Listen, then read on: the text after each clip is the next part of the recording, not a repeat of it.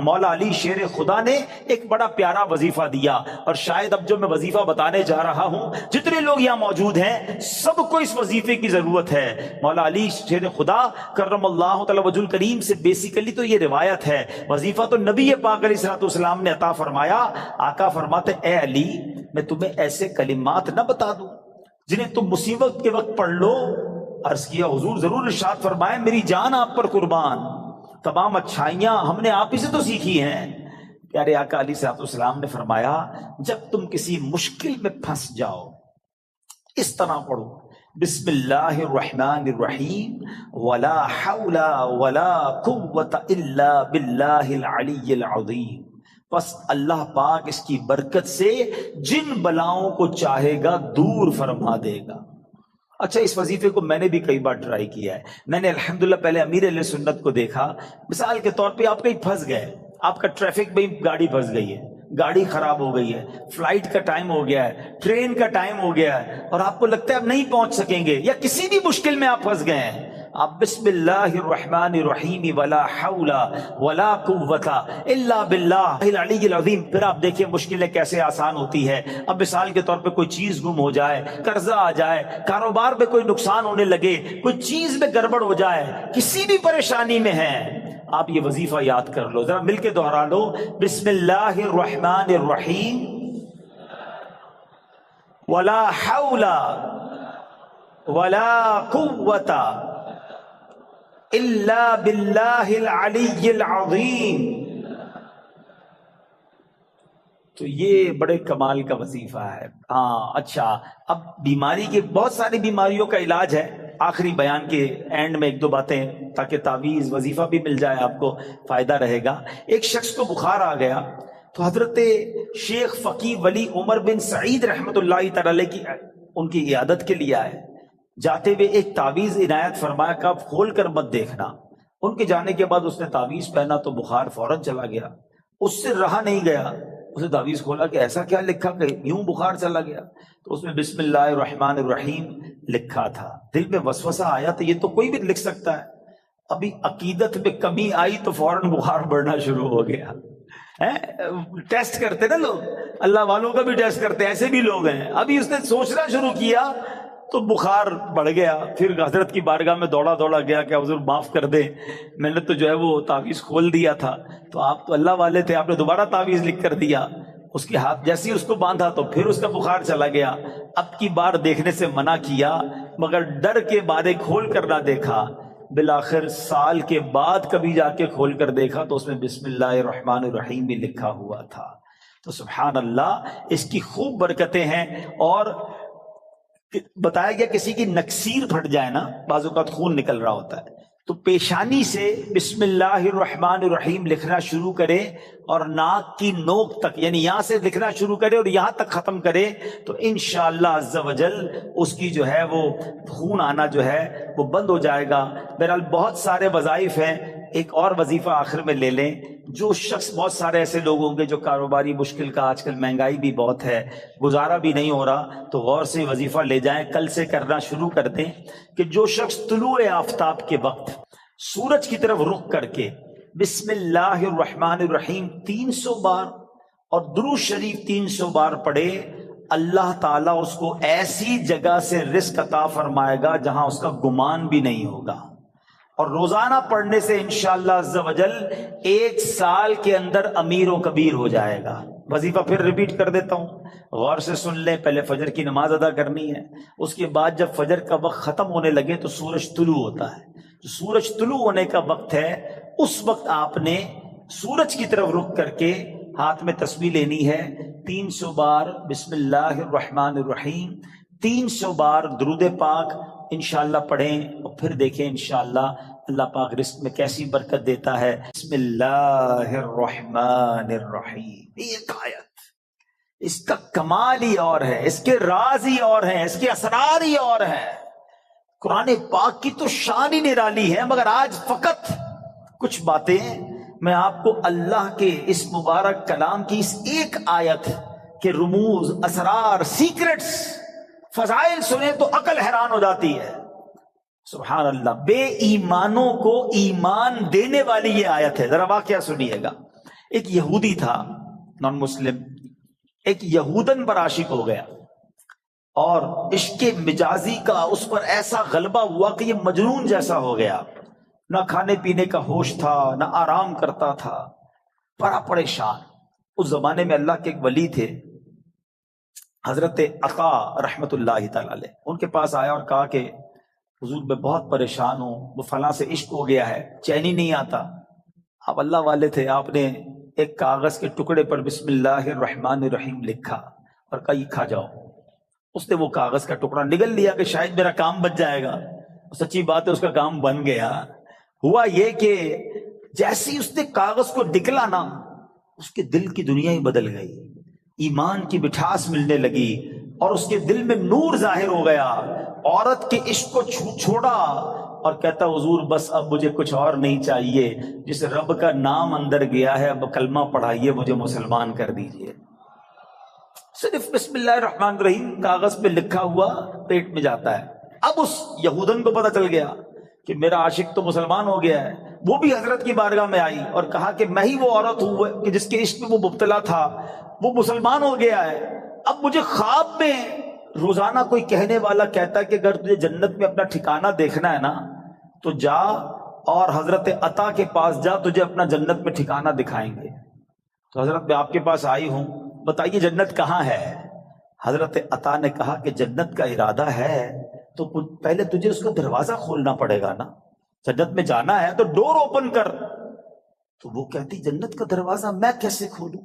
فرمایا بسم اللہ الرحمن الرحیم پڑھ۔ آپ نے فرمایا جنت کا دروازہ کھولنا ہے نا، بسم اللہ الرحمن الرحیم پڑھ۔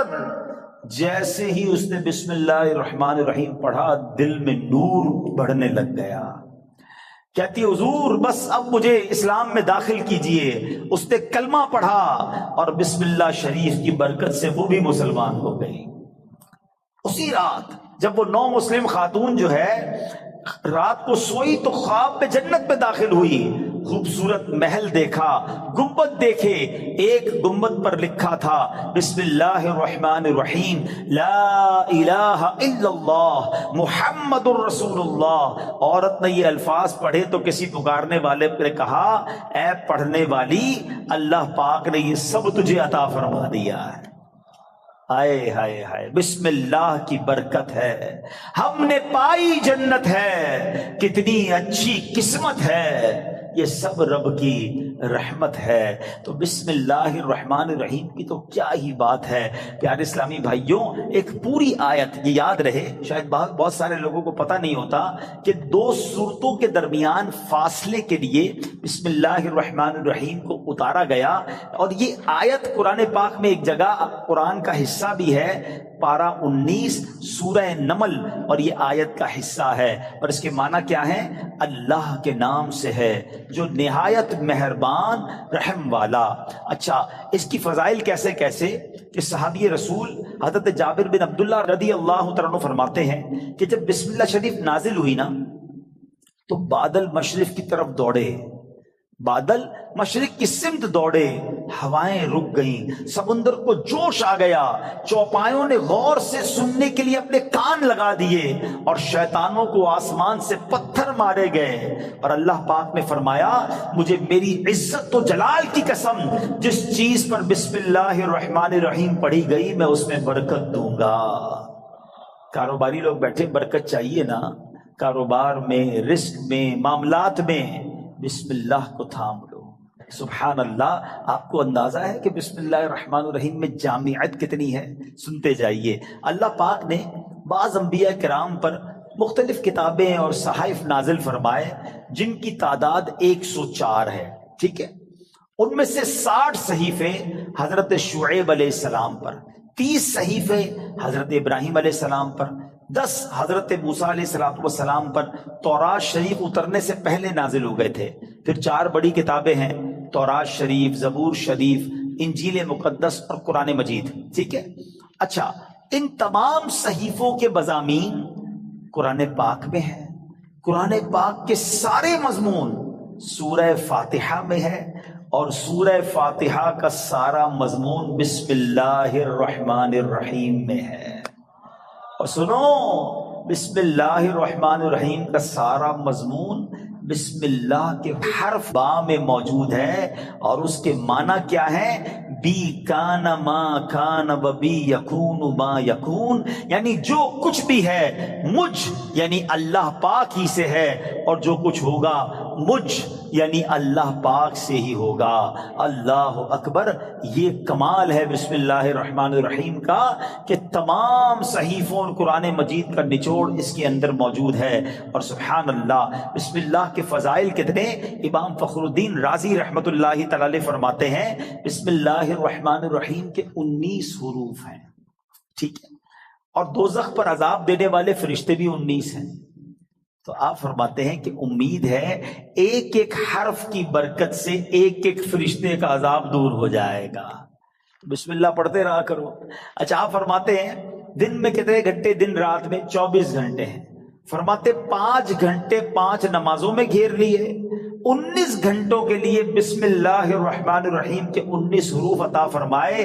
پس جو خوش نصیب بسم اللہ الرحمن الرحیم کا ورد کرتا رہے اور نماز 5 وقت پڑھتا رہے، اس کا ہر گھنٹہ عبادت میں کاؤنٹ ہوتا رہے گا۔ تو یہ کمال کا وظیفہ ہے۔ نارملی ہماری توجہ اس طرف نہیں جاتی ہے۔ اچھا، بعض اوقات ہم لوگ کہتے ہیں ہمارے کام ادھورے رہ جاتے ہیں، کام شروع کرتے ہیں، ڈیل بنتے بنتے رہ جاتی ہے، کام ادھورا رہ جاتا ہے، پوری نہیں ہو پاتی ہماری بات۔ سنیے، اللہ پاک کے پیارے اور آخری نبی صلی اللہ تعالی علیہ وسلم نے فرمایا جو بھی اہم کام بسم اللہ سے شروع نہیں کیا جاتا وہ ادھورا رہ جاتا ہے۔ غور فرمائیے، یہ کیسی محرومی ہے۔ اگر اچھے اور اہم کام سے پہلے بسم اللہ نہ پڑھی جائے تو کام ادھورے رہ جاتے ہیں، اس پہ برکت نہیں ہوتی۔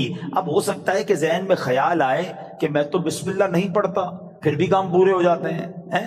تو اس کا جواب یہ ہے کہ کام کا بظاہر پورا ہو جانا اور بات ہے، اور اس میں برکت کا نہ ہونا اور۔ مثلا کسی نے بغیر بسم اللہ کے کھانا کھایا، کھانا پیٹ میں بھی گیا، پیٹ بھر بھی گیا، لیکن اب اس میں برکت اسے حاصل نہیں ہوگی، کھانا پوری طرح ہضم نہیں ہوتا، یا بعض اوقات جزو بدن نہیں بنتا، بہت ساری جناب اس میں پرابلم رہتی ہیں۔ تو بہرحال ہمیں جو ہے بسم اللہ شریف کا ورد کرنا چاہیے، اور ایسے ایسے واقعات اس کے فضائل میں کتابوں میں لکھے۔ امیر اہل سنت نے اپنی شورۂ آفاق کتاب فیضان سنت میں ایک کمال کا واقعہ لکھا کہ ایک مبلغ جو ہے، ایک داعی جو ہے، بسم اللہ کے فضائل بیان کر رہے تھے، تو ایک غیر مسلم عورت بھی بیٹھی تھی۔ لڑکی نے سنا کہ بسم اللہ کی اتنی فضیلت ہے، تو اب اس نے جناب اسلام قبول کر لیا۔ اب اس کی زبان پر ہر وقت بسم اللہ رہتا تھا۔ تو اب جو اس کا والد تھا نا، غیر مسلم تھا، وہ بڑا غصے میں آیا، طرح طرح کی تکلیفیں دینے لگا کہ کسی طرح اپنی بیٹی کو جو ہے وہ تکلیف دے کر اسلام سے پھیر لے، اور اگر نہیں مانتی تو اب اس پر کوئی الزام لگائیں تاکہ یہ قتل کر دی جائے۔ تو لڑکی کا باپ جو بادشاہ کا وزیر تھا، ایک دن اس نے شاہی مہر والی انگوٹھی اپنی بیٹی کو رکھنے کے لیے دی۔ بیٹی نے انگوٹھی لی اور بسم اللہ الرحمن الرحیم کہہ کر انگوٹھی پہلے وصول کی، بسم اللہ الرحمن الرحیم پڑھ کر، اور اس کے بعد اس نے بسم اللہ الرحمن الرحیم پڑھ کر جیب میں ڈال دی۔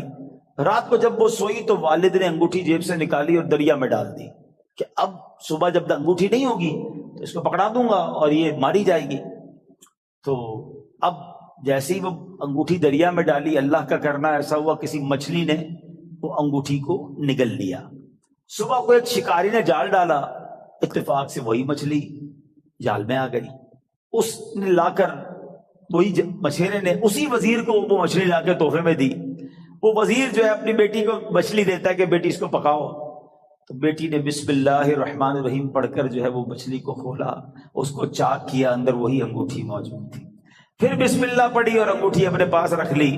والد صاحب نے ناشتے کے بعد کہا بیٹی وہ انگوٹھی کدھر ہے؟ بسم اللہ پڑھ کر وہ انگوٹھی واپس کر دی کہ یہ انگوٹھی واپس آ گئی۔ اللہ اکبر! اب باپ حیران کہ یہ کیسے ہوا؟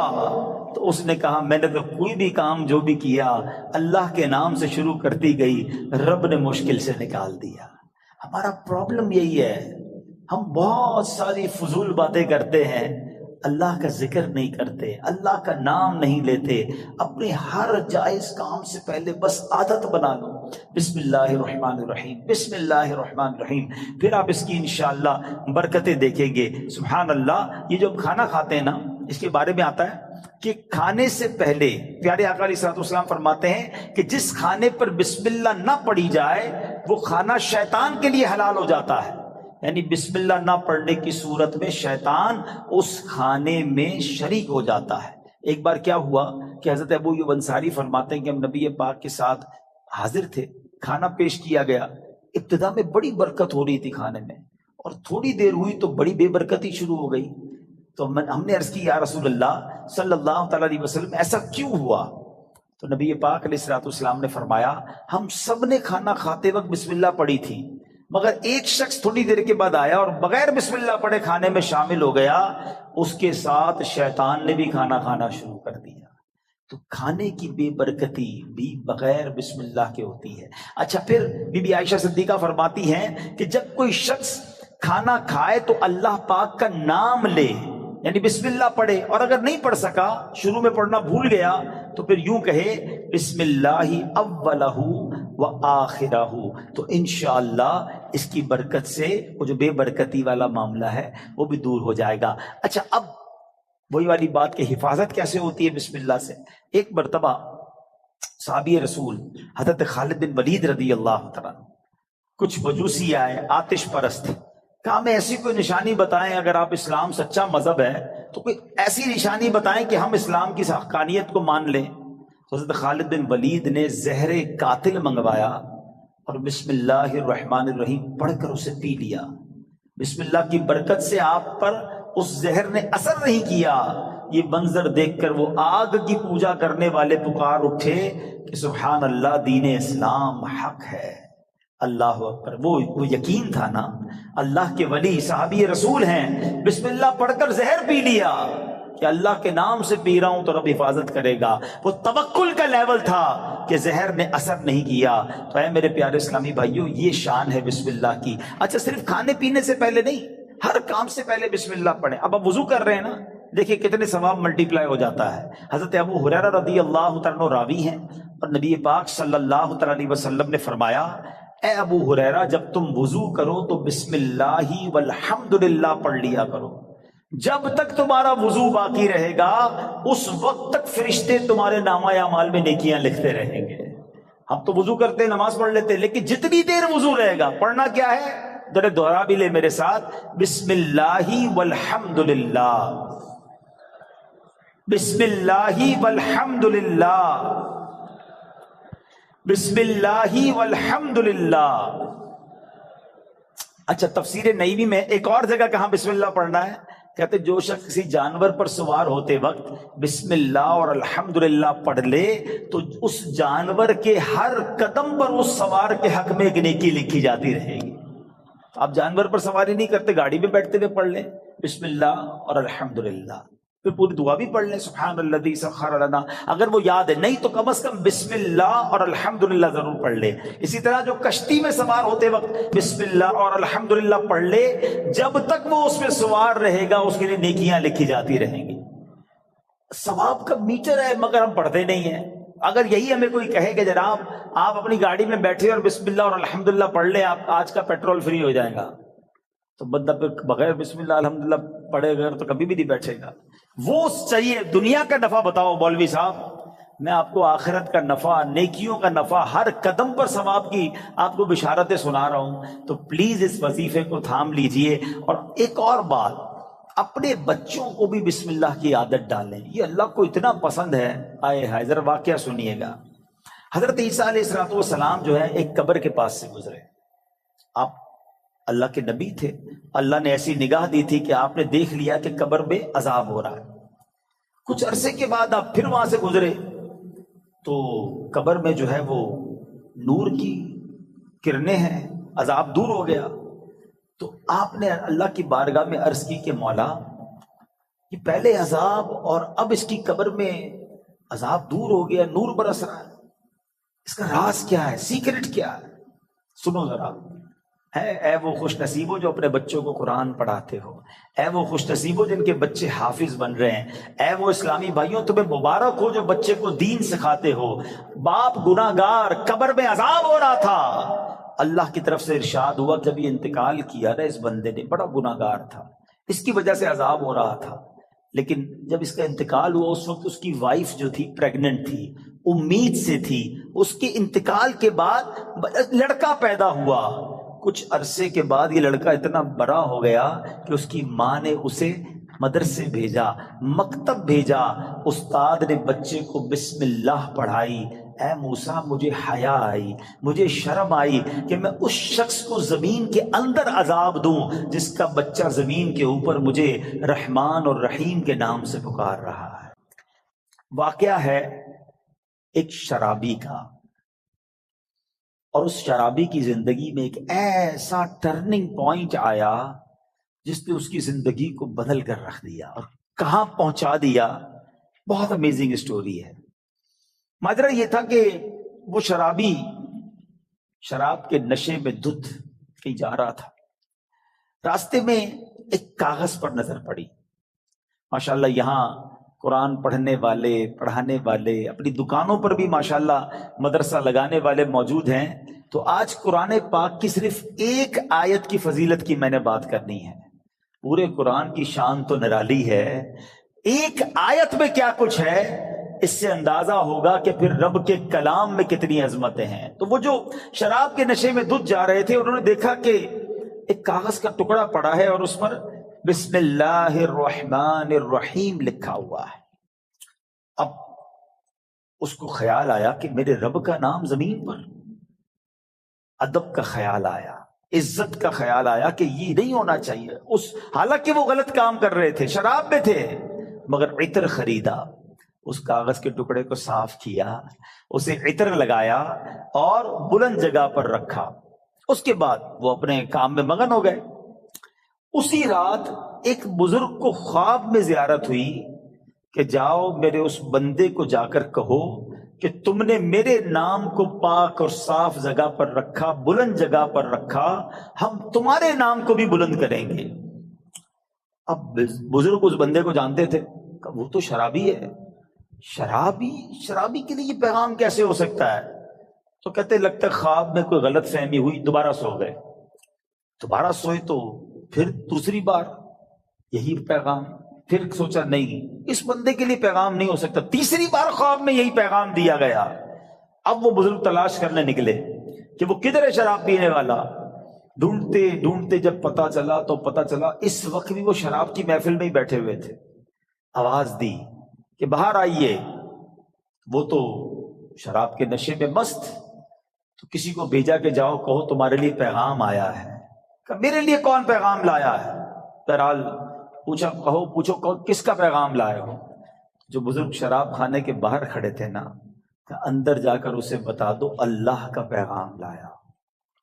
اب جب یہ سننا تھا تو جھرجھری سی آ گئی. کھڑے ہوئے باہر آئے اور جب یہ بات بزرگ نے بتائی کہ مجھے تو نہیں پتا تم نے کیا کیا ہے، 3 بار خواب میں مجھے یہ کہا گیا ہے کہ تمہیں بتا دوں تم نے رب کے نام کو جو تعظیم کی ہے، بسم اللہ الرحمن الرحیم کو معطر کیا، اسے بلند جگہ پر رکھا ہے. مجھے یہ پیغام ملا ہے کہ تمہیں بھی تمہارے نام کو بلندی دی جائے گی، تمہیں عزت اور مرتبہ دیا جائے گا. جب یہ سنا کہ میں شراب کے نشے میں دھت اور میرا رب مجھ پہ اتنا مہربان، اس بندے نے توبہ کی، اللہ سے معافی مانگی اور عبادتوں میں لگ گئے. اے میرے پیارے اسلامی بھائیوں، یہ انقلاب جو شراب کے نشے میں دھت شخصیت کو اللہ کا ولی بنا گیا، یہ کون تھے؟ یہ کوئی اور نہیں، حضرت بشر حافی رحمت اللہ تعالی علیہ تھے. یہ زمانے کے ولی بنے.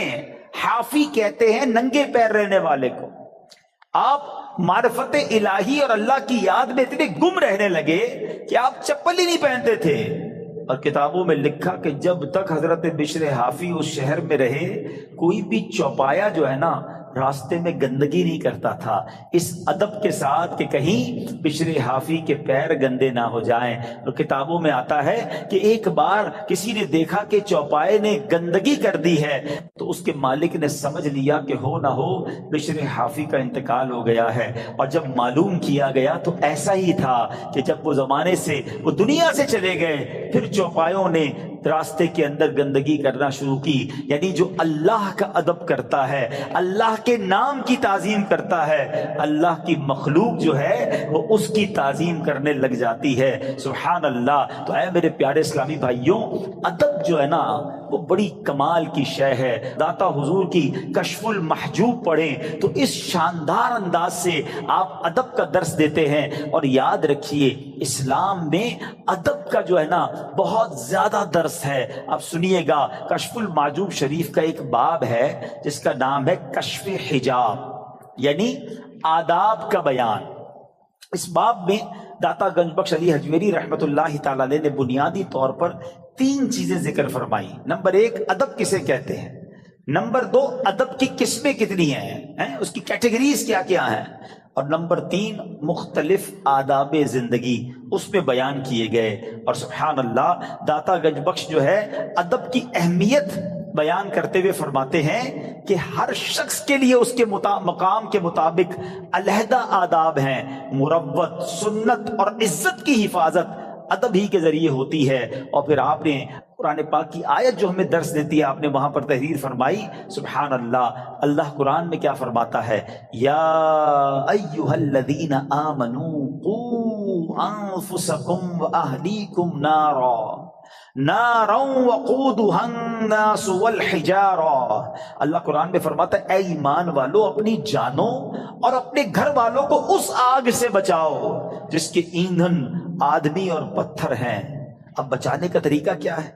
صحابی رسول سلطان المفسرین حضرت عبداللہ ابن عباس رضی اللہ تعالیٰ عنہ اس آیت کریمہ کی تفسیر میں فرماتے ہیں ای فقہوہم وادبوہم، یعنی اے ایمان والو تم پر لازم ہے کہ خود کو بھی اور اپنے اہل خانہ یعنی اپنی فیملی کو بھی جہنم کی آگ سے بچاؤ۔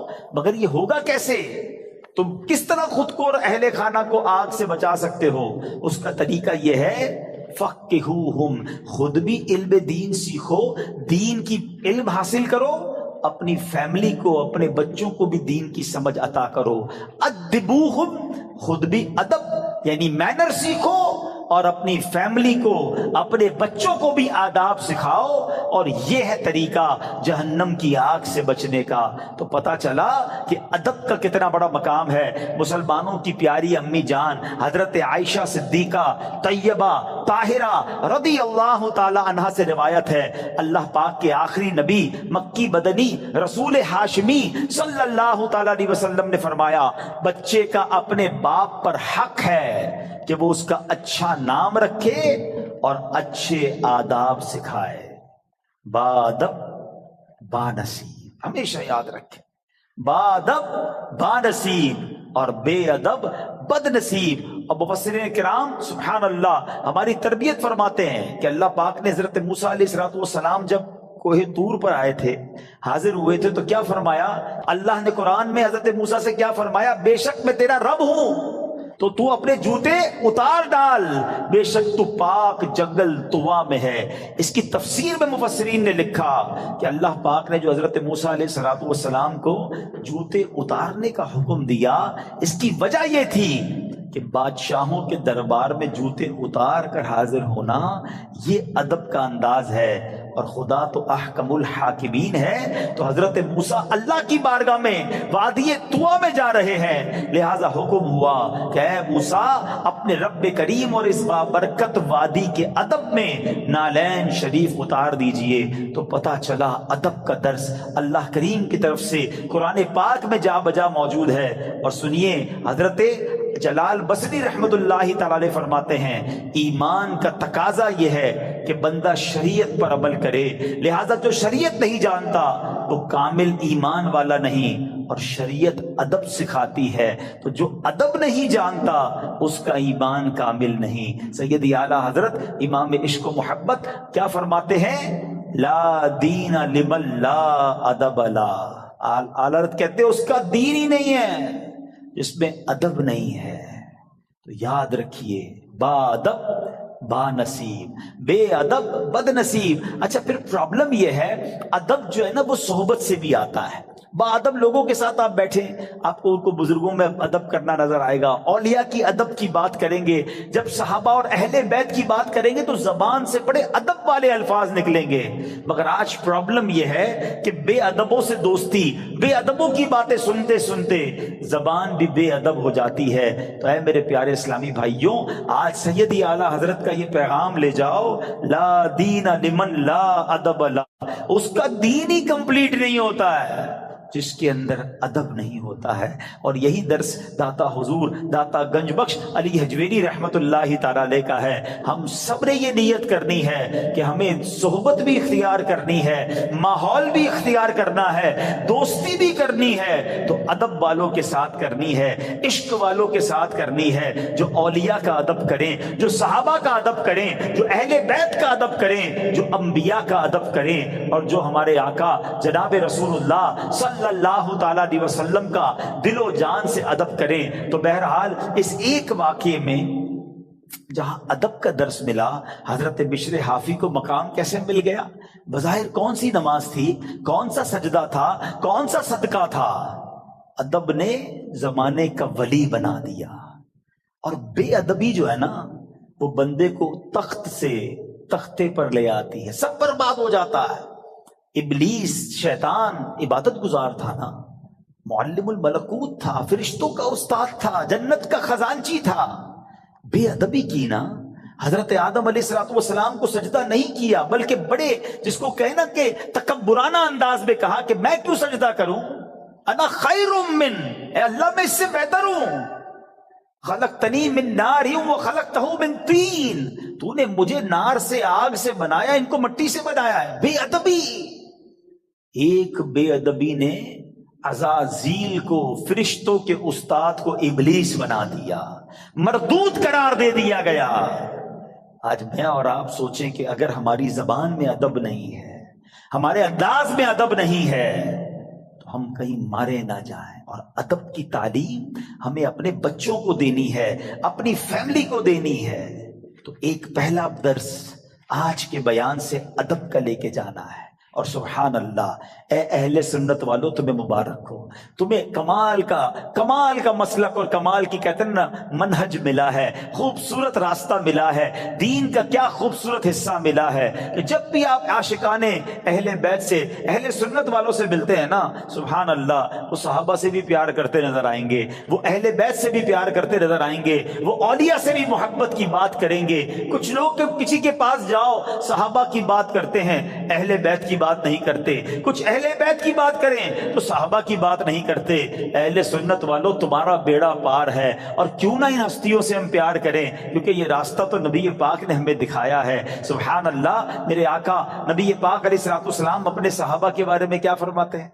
फरमाते अस्हाबी कन नुजूम फबिअय्यिहिम इक्तदैतुम इह्तदैतुम, मेरे सहाबा सितारों की मानिंद हैं, लाइक स्टार्स, किसी की भी पैरवी कर लो तुम हिदायत पा जाओगे।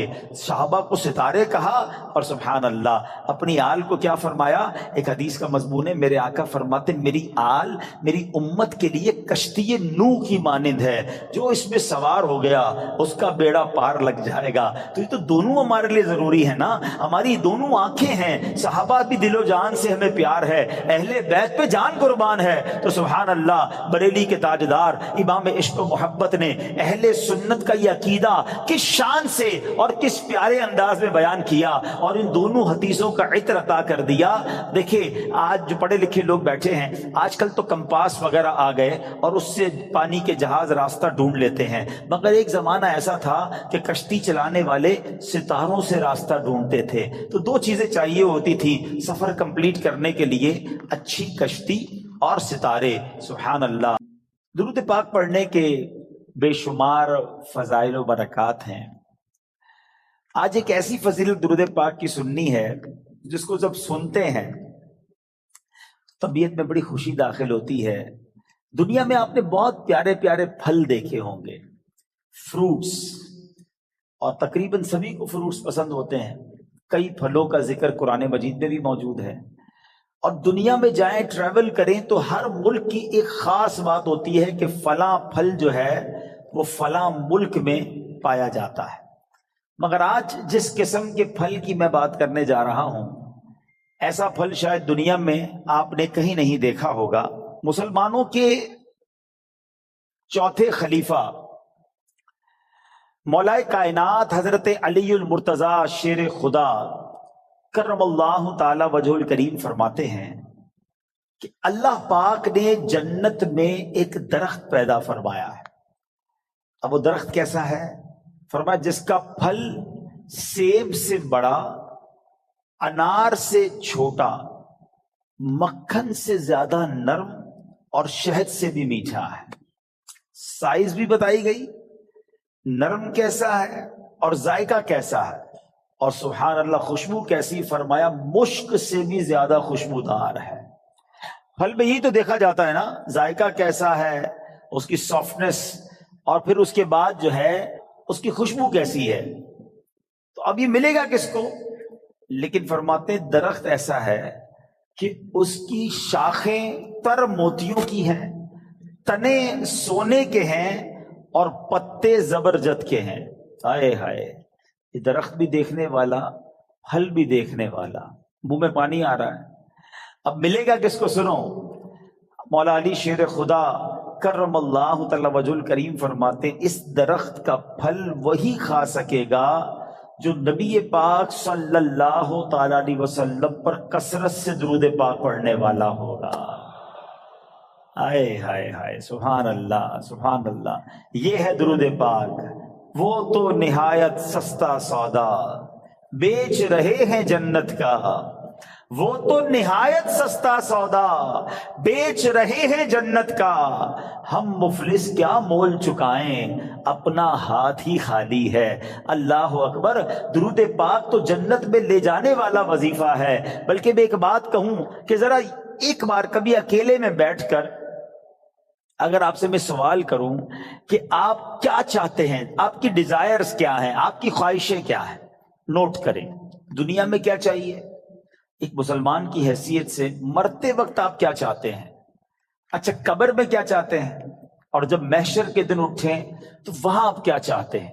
ایک بار لکھ لیں اس کو. اب میں آپ کو کئی حدیثوں کا نچوڑ پیش کرنے جا رہا ہوں.